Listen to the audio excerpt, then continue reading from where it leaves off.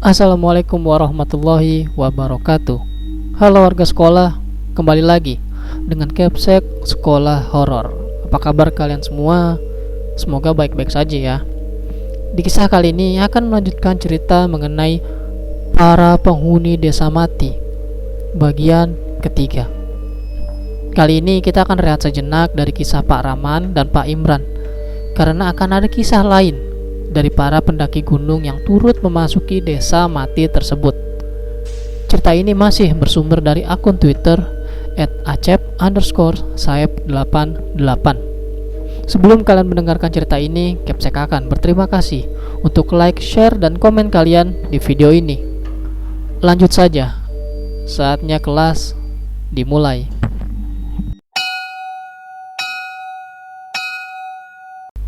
Dulu ada seorang resi bernama Kirawuk. Entah apa alasannya, ia menyerang desa ini dengan kekuatan jahatnya. Waktu itu banyak penduduk desa yang terbunuh. Rumah-rumah mengalami kebakaran yang hebat. Ayah kita juga terbunuh saat itu demi menyelamatkan desa.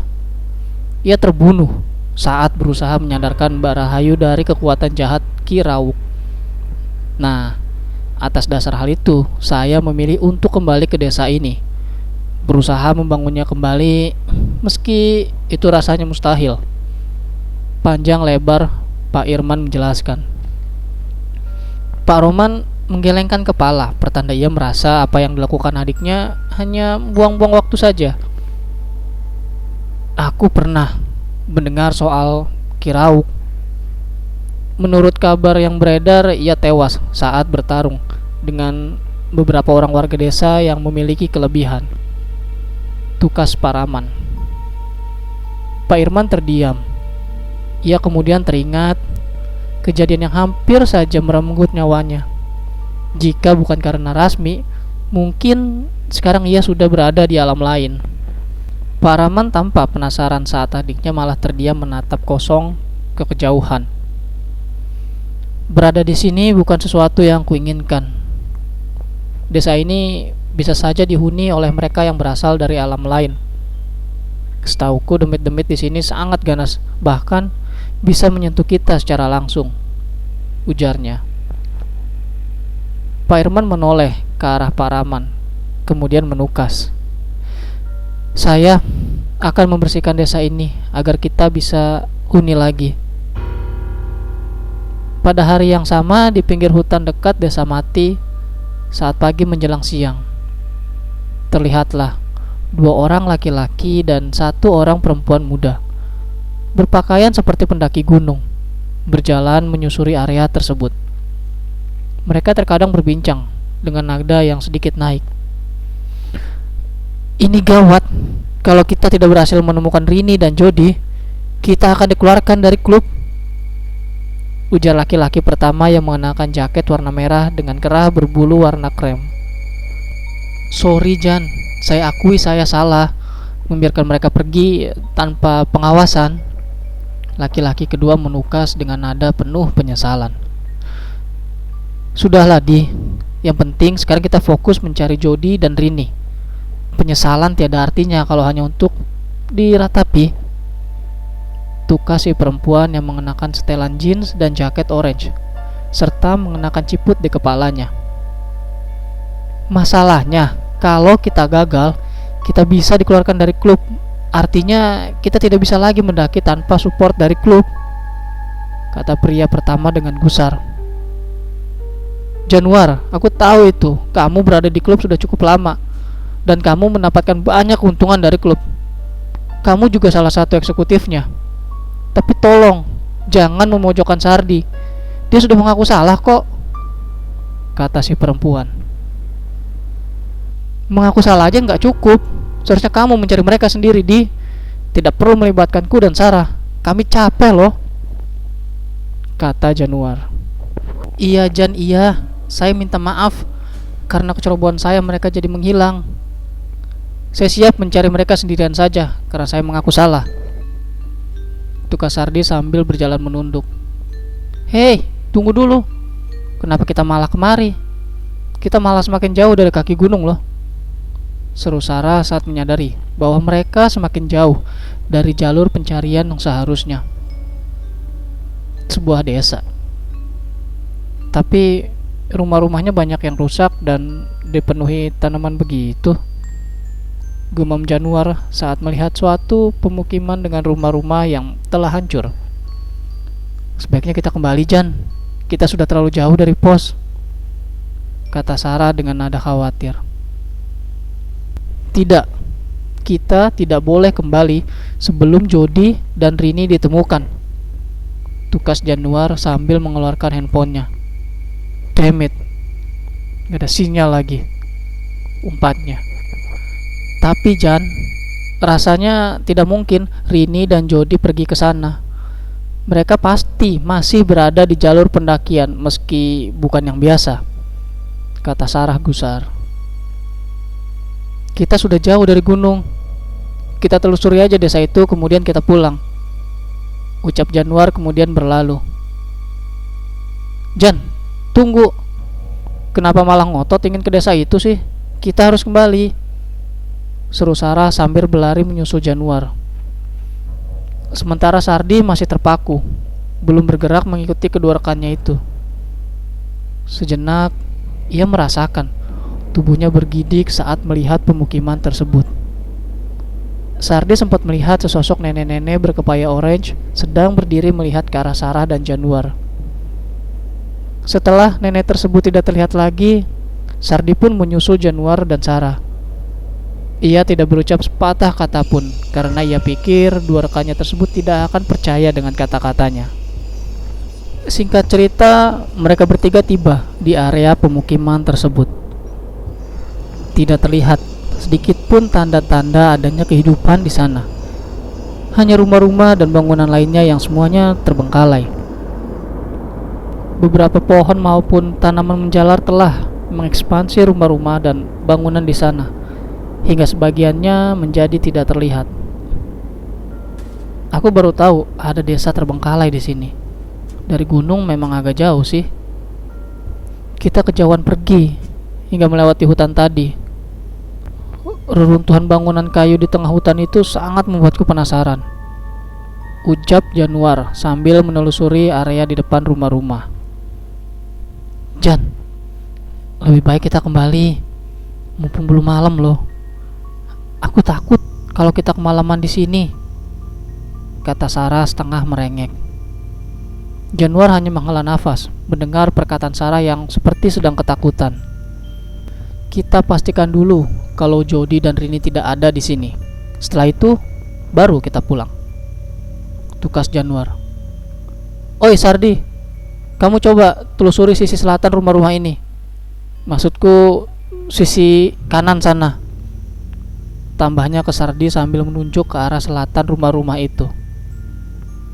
Tanpa membantah, Sardi segera beranjak menuju bagian selatan. Sesampainya di sebuah gang kecil yang dipenuhi tanaman merambat dan pepohonan kecil, mendadak ia mendengar seperti suara erangan halus. Lebih mirip suara orang yang sedang menekur, namun intonasinya sangat rendah. Sardi merasa penasaran dengan suara menegur tersebut.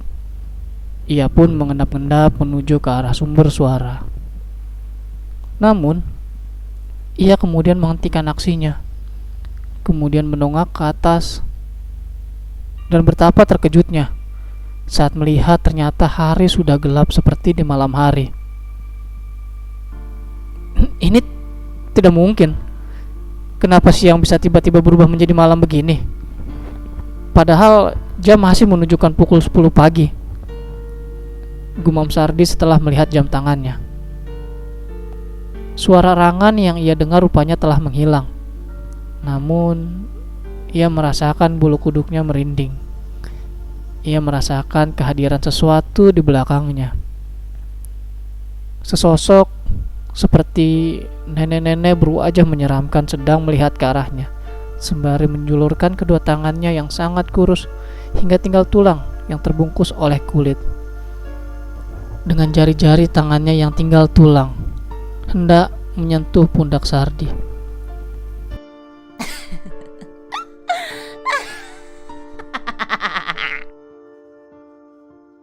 Mendadak, sosok tersebut mengeluarkan suara tawanya yang mengerikan dan melakukan serangan kejutan atau disebut jump scare kepada Sardi. Akibatnya, pemuda tersebut tersentak kaget. Ia pun berlari sekencang-kencangnya setelah mendapatkan serangan dari hantu nenek-nenek itu. Karena saat itu gelap, Sardi tidak dapat memastikan kemana ia berlari. Ia terus saja berlari hingga mencapai suatu area lapangan yang ditumbuhi ilalang. Di sana ia berhenti, kemudian mengatur nafasnya yang tersengal-sengal. Sial, aku di mana sekarang? Setan itu membuatku terpisah dari Sarah dan Januar. Mana aku tidak tahu jalan kembali, gelap sekali di sini. Gumam Sardi seraya memutarkan pandangannya. Dirasanya perasaan aneh itu kembali muncul lagi. Perasaan sesaat sebelum hantu nenek-nenek menyerangnya. Artinya, sosok hantu nenek-nenek Rengki itu mengikutinya sampai padang ilalang. Sardi pun tidak berani menoleh ke belakang. Apalagi ia merasakan sentuhan jari jemari di punggungnya. Ia pun dapat memastikan jika itu adalah demit yang sama yang sebelumnya mengganggunya. Pergilah, jangan ganggu aku sedang berusaha mencari teman-temanku yang hilang. Tolonglah, jangan menggangguku, ucap Sardi sambil merasakan ketakutan yang sangat saat sosok menyeramkan itu ada di belakangnya, sedang bersiap melakukan serangannya. Mendadak, dari hadapan Sardi muncul sesosok perempuan mengenakan kebaya serba hijau. Perempuan itu masih muda dan berwajah cantik seperti putri raja dari masa lampau. Perempuan itu menatap ke arah Sardi sambil tersenyum. Selanjutnya ia mengibaskan tangan kirinya ke arah sosok demit di belakang Sardi. Demit nenek-nenek tersebut seolah patuh, lantas pergi dan menghilang di kegelapan malam. Sedang apa kamu di sini, pendatang? Ada yang bisa saya bantu? Ujar perempuan itu sambil menatap ke arah Sardi yang masih ketakutan. Sardi terkejut mendengar perempuan tersebut menanyainya, bahkan dalam bahasa yang umum ia dengar. Dengan tergagap ia berkata, "Saya sedang mencari teman-teman saya yang hilang. Mbak ini siapa ya? Kok malam-malam begini ada di sini?" Perempuan itu terkekeh. "Ini bukan malam kok, hari masih siang. Cuma ada kekuatan gaib yang membuat seolah-olah saat ini sudah malam." "Oh, kamu sedang mencari teman-temanmu ya?" Mereka tidak benar-benar ada di desa ini sih. Mungkin mereka tersasar ke rawa gaib. Tapi itu tidak masalah, mereka akan segera ditemukan. Sardi tercengang mendengar perkataan perempuan itu. "Ngomong-ngomong, mbak ini siapa ya? Apa mbak penduduk desa sini?" Sardi menatap penasaran ke arah perempuan itu. "Panggil saja saya Rahayu. Saya memang penduduk desa ini, tapi mungkin saya satu-satunya warga yang bertahan di sini. Desa ini sudah lama ditinggalkan penduduknya karena bala bencana di masa lampau. Oh iya, sebaiknya kita ke rumahku dulu. Kita tunggu kekuatan gaib itu menghilang, supaya kegelapan ini segera sirna. Kamu pasti tidak tahan dengan situasi di mana siang terang benderang mendadak gelap gulita." Tukas perempuan yang adalah Rahayu itu. Sementara Sarah dan Januar yang sedang kebingungan karena hari mendadak gelap seperti di malam hari. Mereka kelimpungan karena hal tersebut, terutama setelah memeriksa isi tas. Tidak ada alat penerangan selain handphone yang dayanya pun hampir habis.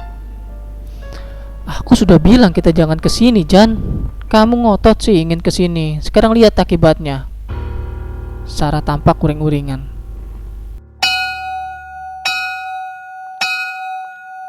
Dan itu dia cerita mengenai para penghuni desa mati bagian ketiga. Ternyata pengunjung desa mati tersebut bukan hanya Pak Rahman dan Pak Imran, namun ada juga 3 orang pendaki gunung yang sedang mencari temannya yang hilang. Kira-kira apa yang terjadi dengan Jody dan Rini? Lalu siapa Rahayu itu? Semua akan terjawab di satu video selanjutnya. Terima kasih buat kalian warga sekolah yang telah mendengarkan cerita ini. Dan terima kasih juga kepada akun Twitter @acep_saep88 yang telah memberikan kami izin untuk membacakan cerita ini. Jangan lupa like dan share video ini agar warga sekolah horor semakin bertambah. Dan sampai jumpa di kelas berikutnya. Assalamualaikum warahmatullahi wabarakatuh.